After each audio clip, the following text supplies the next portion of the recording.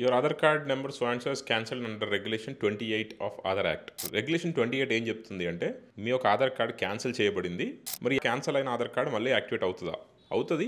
Regulation 27 అయితే అవ్వదు, కానీ రెగ్యులేషన్ 28 కింద క్యాన్సిల్ అయినటువంటి ఆధార్ కార్డ్స్ రియాక్టివేట్ చేయొచ్చు.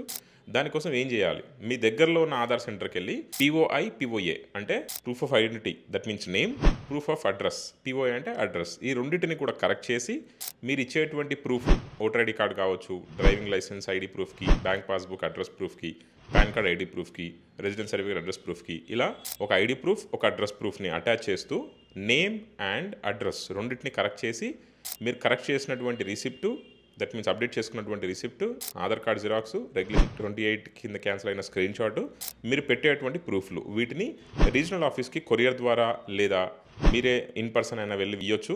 టోటల్గా 3 monthsలో మీ కార్డ్ రెగ్యులేషన్ 28 కింద క్యాన్సిల్ అయిన ఆధార్ కార్డ్ యాక్టివేట్ అవుతుంది.